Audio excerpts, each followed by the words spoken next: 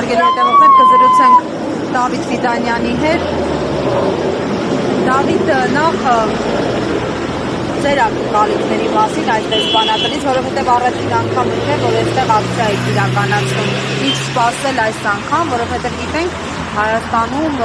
դեսպանները շատ զգուշավոր են եւ հավասարության այսպես հարթակում են դնում երկու կողմերի խնդիրները։ Շնորհակալ եմ հարցի համար, անկախ նրանից, թե իրենք ինչ արձագանք ցույց կտան, մեր խնդիրն է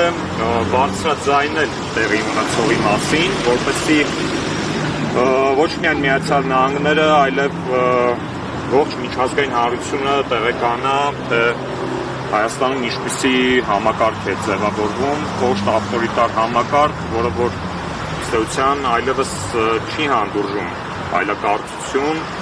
մարդկանց կալանավորում են ոդկասթի շրջանակներում հնչեցված սուր քննադատության համար, մարդկանց կարող են կալանավորել այն բանի համար, որ ասում են մենք կպաշտպանենք եկեղեցուն մեր ձևով, մարդկանց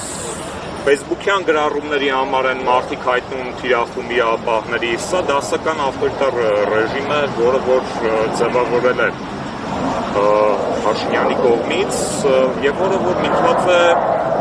իր անձնական իշխանությունը պահպանելու համատեքստում։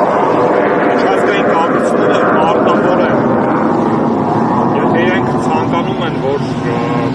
հայ ժողովուրդը կամ հայ հասարակությունը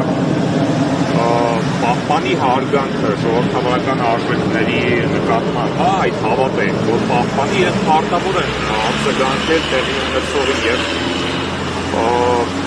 ժողովրդավարական կամ դեմոկրատական արժեքները իրենք պետք է ավելի բարձր դասեն, քան ռեալ պոլիտիկա ասված է, որը որ նրանք շարժում են, հա։ Իրավապահների գործողությունից դուք եւս անմասն չէիք մնացել, ինչպես էին մեկնաբանել այսպես ձեր առնչությամբ դրվագը։ Իբրև արդարադատությանը խոչընդոտել։ Ինչ եք կարել խոչընդոտել եք։ Իրենց ձևակերպմամբ ուշ էի բացել դուռը։ Շատին իրենց դուռը հենց թակում են, արագ բացել։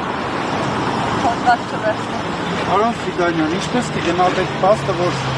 Վազգենը Սաղաթելյան եւ Մարիս Սամսոնյանը ընդամենը մի քանի ամիս մնացին ազատության մեջ եւ նորից նույն ձեռագրով ձերբակալեցին ու այս անգամ արդեն պարզ դարձա, որ թիրախում են այլ լրատվամիջոցը, այլ դիտեք։ Իրենց առաջին ձերբակալությունը եւ կալանքներ միտված էր, որպեսզի տորպեդահարվի լրատվականի գործունեությունը ոչ միայն ոդկասթի, այլ նաև ողջ լրատվականի կարծում եմ եւ իրենք տեսան, որ դրանով որևէ բանի չհասան, կարծում եմ այս անգամ ուղղակի ընդլայնեցին սպեկտրը ողջ լրատվականը այդպես թիրախում, բայց իդրփախտություն իրենց եւ ուրախություն մեզ բոլորիս, մեր բոլոր դիտողների համար, ամենքը չի պարալիզացվել Շնորհակալություն։ 168-ին հարգելի հետևողներ, այսքանով ամփոփում ենք մեր